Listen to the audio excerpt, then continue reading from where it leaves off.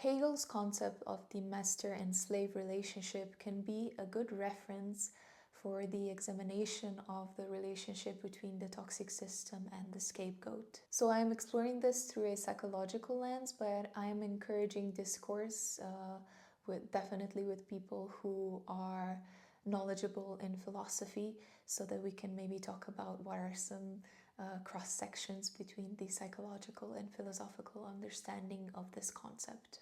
So the master-slave dynamic, in psychological terms, speaks to a relationship between domination and submission, but where both parties involved, so the master and the slave, actively participate in the continuation of this dynamic.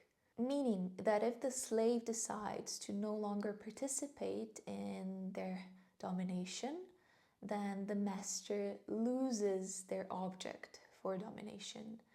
And vice versa, if the master decides to no longer dominate, the slave loses the object to which they give all their power to. Of course, this dynamic is extremely complex when it comes to the practical level of the human experience. And I would say that the master objectively holds more responsibility for the harm that they are causing, which usually harm is caused.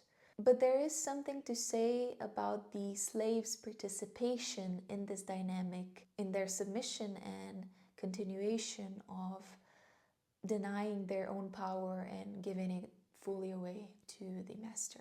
In psychological terms, both the master and the slave, and the parallel here is the toxic system and the scapegoat, they are both avoiding facing the existential factors of life, which is that we are all ultimately personally responsible to live with ourselves, to live with our pain, and to not avoid the uncomfortable truths of relationships and life.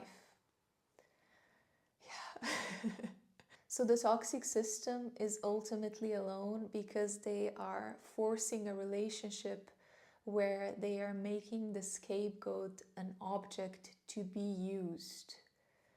And when we are in relationships with objects that we only are using, there is no space there for a mutual recognition of humanity.